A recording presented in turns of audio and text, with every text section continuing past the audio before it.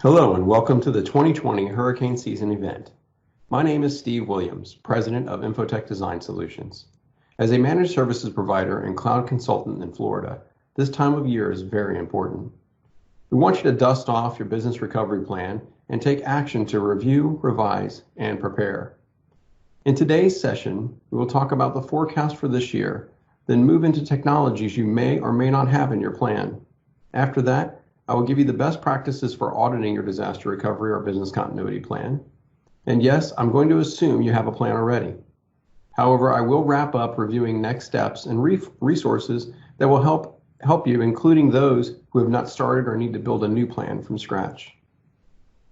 As I talk, I will use various terms in reference to disaster recovery or business continuity plans.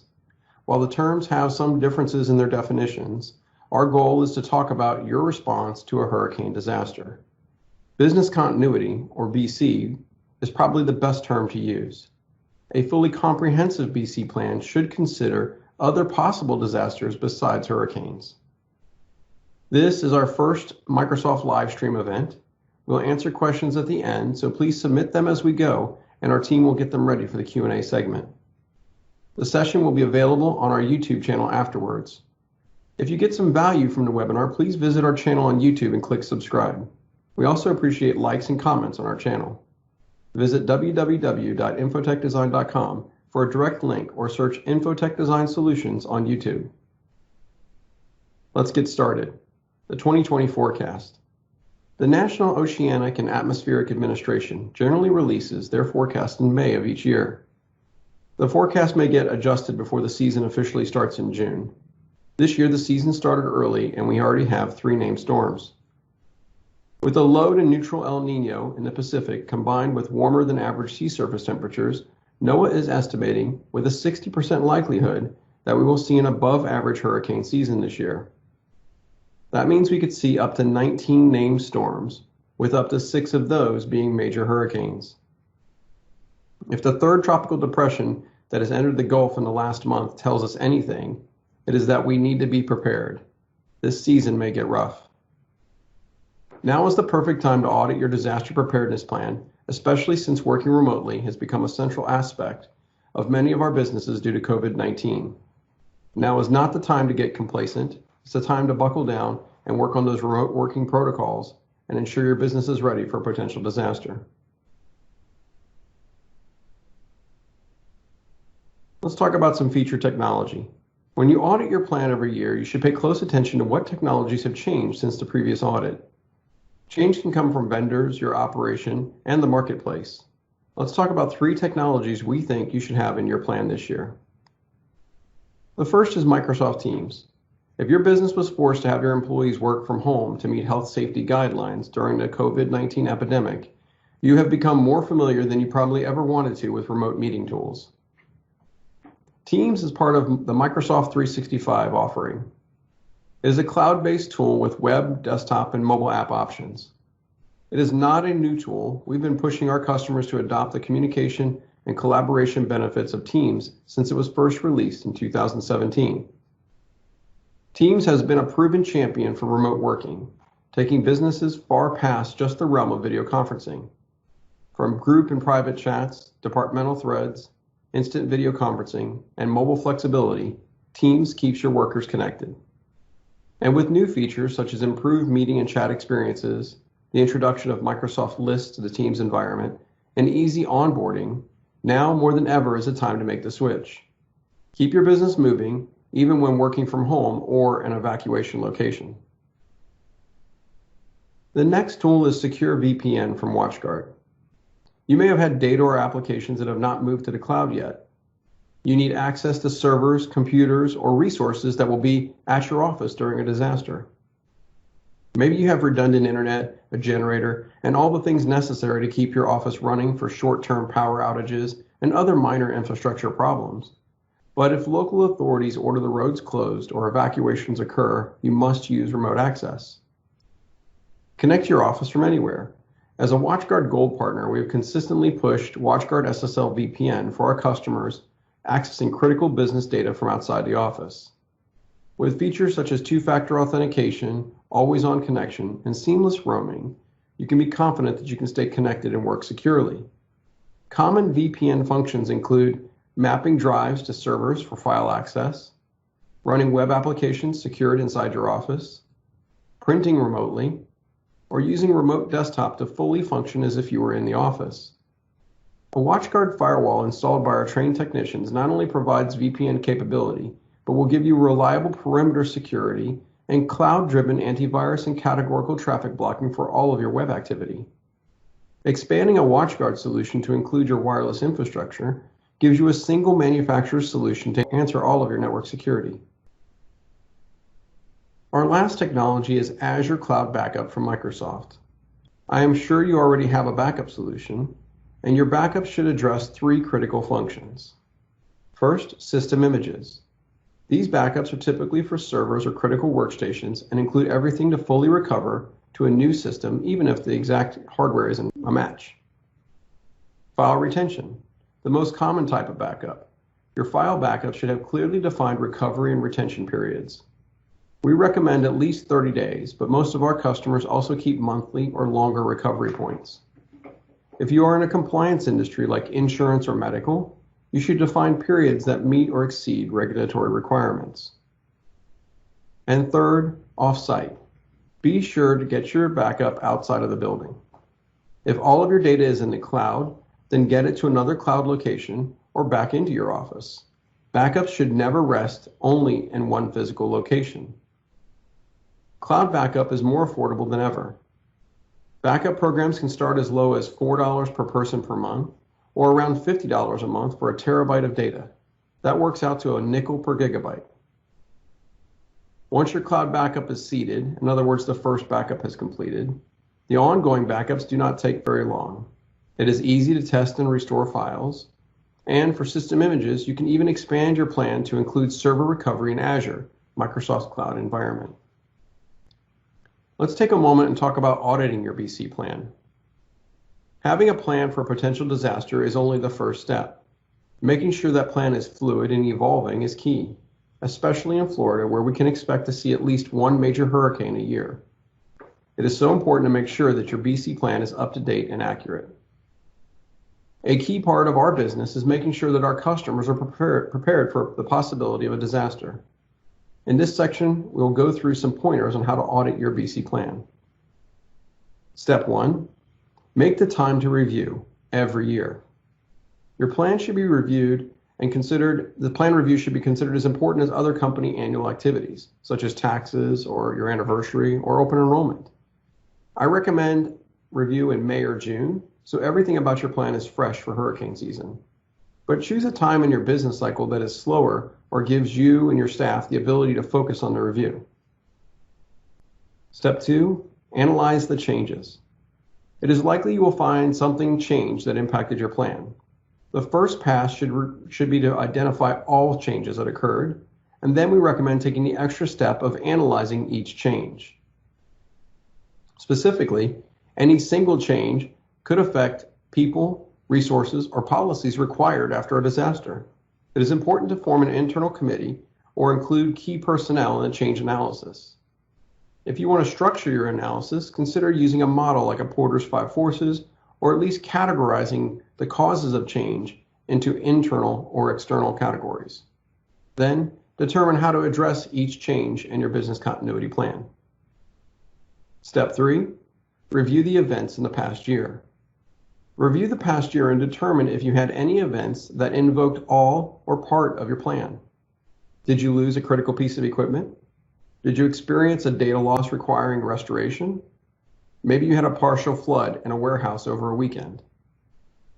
Analyzing peripheral or disaster events is a great way to find the strengths and weaknesses in your current plan.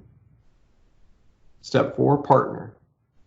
It is likely you have vendors and partners important to your ongoing business functions. Be sure to share and include them in your audit. Payroll processors, external accountants, benefits providers, and of course, IT consultants are some examples. Discussing your plan with your partners is a great way to set their expectations and get new ideas. And step 5, test. Don't write out your plan and put it in your go box and wait until the day you're in the cone of probability to take a look at it.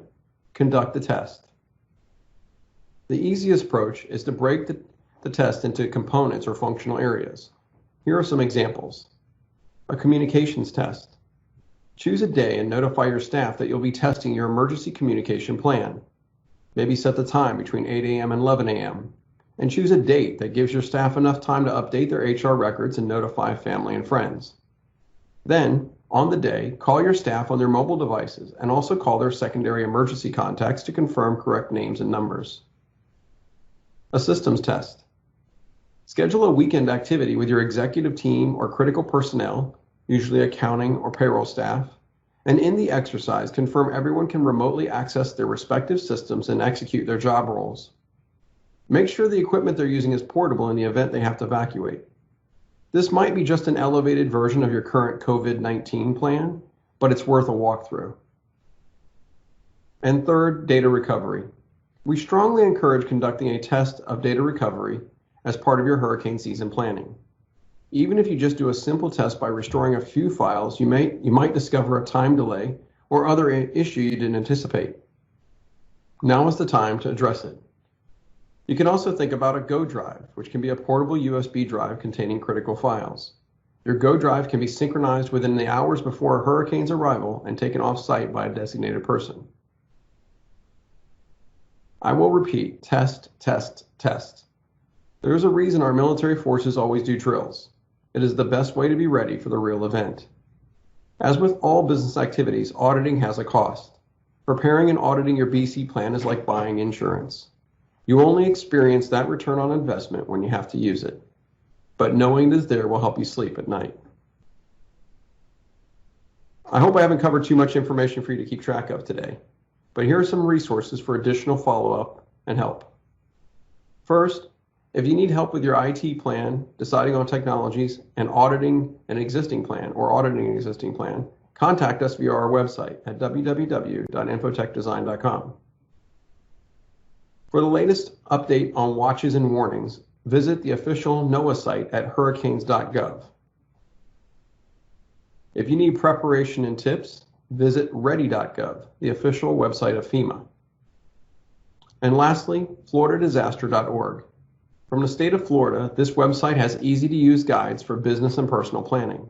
I definitely recommend you visit the site and see how much information is actually available. Share the link with friends, family, and coworkers so everyone has time to prepare their own plan. An ounce of prevention in hurricane season can make all the difference when a storm actually arrives. Now we'll move on to our question and answers.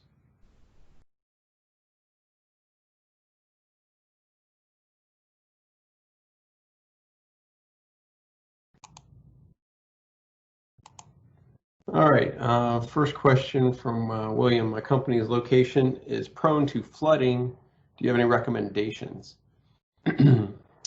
Just in terms of preparing or keeping your environment safe in areas that are prone to flooding, we recommend two things. One, making sure that you've elevated any critical equipment inside your computer room or wherever you're storing that equipment. The best way to do that is to typically use something like a two-post rack and then put in some shelving or rack mount equipment that can keep your stuff elevated. And that includes battery backup units, so don't have those sitting on the floor either. If you're using a managed battery backup, there are actually flood sensors that could pick up water on the floor and trigger an email or SMS alert to you if flooding makes it into your computer room.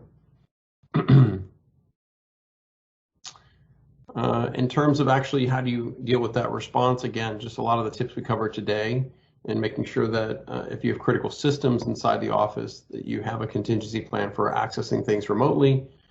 Flooding is one of the first things that happen in Florida, so making sure that you can get to your stuff without having to physically drive into your office is going to be important. So remote access, cloud backup, and then considering alternate systems if it's a copy of data offsite somewhere else that you can use or work with if your office is down. Some internet providers use underground cabling, and internet can go out when there's flooding. So that's also a consideration you might want to have, is take a look and see if you have a redundant internet connection option to make sure you have more than one way out of your premise. Next question we have is, why is it so important to keep files, keep important files, important to my business in one place, more than one place? Could that be a security risk? So certainly having multiple copies of your files can cause a problem. When you're using a product like Azure Backup that we were talking about, the versioning is actually all stored encrypted in the cloud as part of the Azure Backup solution. So you don't have to worry about actual multiple copies or versions of your data sitting around. If you're running a multi-targeted backup, let's say you back up to the cloud, maybe you back up to a local USB drive, or you back up to another office. In that case, you may have multiple data sets. And you can either focus on making sure that each of those backups is encrypted. That's one option. Or making sure the backups are always stored in a secure location. So we always recommend keeping backups in a secured room. Servers should always be in a secured room, and that those things are not accessible physically by people who are not authorized. And so we have one more question here. Jeff asked, do I need a UPS if I have a generator? We definitely get this question, and the short answer is yes. If you have a generator does not provide clean power, and your IT equipment is very prone to any kind of fluctuations in the voltage, and that can cause brownouts, it can cause equipment to reboot, and it can even damage your power supply inside of something like a server or workstation. Having a UPS between that critical equipment and your generator will help keep everything running smoothly. And kind of the goal that we always, just to make this easy to understand, is your generator should keep the batteries charged on your UPS. So don't think of the generator per se as running your equipment, but think of it as keeping your UPS charged. Let your UPS run the equipment. The UPS will provide clean power. And what that means is that before that electricity comes from the generator into your computer, the UPS will clean the power, and that's kind of basically smoothing out the electrical wave and sending nice power to the equipment and a consistent voltage. So it'll always be a straight 110 as opposed to fluctuating up or down based on what the generator is doing. So good questions, very good. So let me see if we have any new ones. Okay, a question from Kyle. Would you recommend Azure as the best cloud backup, as the best cloud platform for offsite backups? We definitely are a big fan of Azure. Their redundancy policy is great. So you can choose kind of the option that best meets your needs. There's local redundancy, which is within a single data center. Then there's geo redundancy, which is actually within multiple data centers inside the continental United States. For example, an East Coast data center to a West Coast data center. And then there's global redundancy, where they can actually replicate your data into a data center in Europe or Asia for additional protection. In terms of retention periods, Azure is very cost effective. They provide that option of file retention, again, by days, weeks, and months, and years. And you can set that. It's very much fire and forget, get it going, and then you can just monitor your success backups. And then the last piece of that is the ability to actually scale your recovery, like I mentioned, into full Azure. So if you're doing server backups straight into Azure, you could turn around and restore that to an Azure virtual machine. So if you physically lost your office, I mean, say there was a fire tragedy, you could actually recover your servers within the same day right inside an Azure environment and create a virtual network and create VPN connections for your staff. And it's pretty amazing that you could turn it on. So essentially, you're not paying for that standby. Sometimes with these solutions in the cloud, you're paying for that ability to have something converted into live. You don't have to do that because Azure is not going to charge you until you go and use those resources. So the scalability is there as well with Azure. Now, with all of that said, there are a lot of cloud backup solutions out there. And if I'm the small business person trying to make the best decision, that's a tough call. And you ultimately want to choose something that is going to make sense to you. And if you have an IT partner that you're working with that is inside an area that they're comfortable supporting for you as well. So while we are a firm supporter of the Microsoft Azure platform and Azure Backup, it is not the only solution. There are plenty of them out there, but make sure it covers all the things that you need in your disaster planning strategy. All right, looks like I think that answers all of our questions. We did have one other question. Michael asked in reference to the number of predicted hurricanes. So that was in the beginning of the presentation in terms of looking at about 19 named storms with potentially up to 6 major hurricanes. And again, this is a busier than normal season as forecasted. So we do want to be diligent. I know for us here in Hillsborough County, the county just released a survey today that went out to all the Hillsborough County residents that are signed up for their notification system, and it's to solicit personal preparedness. So it's definitely something that your local governments will start talking about more, and make sure that you're prepared. So again, I'll recommend floridadisaster.org as a resource to share with your teams and your staff, because we believe in not just having the company prepared, but each individual be prepared as well. And that site does a great job of walking you through the questions you should be asking, whether you have pets or medication or, family members that need special circumstances. The website will help you think about all those things before a hurricane gets here.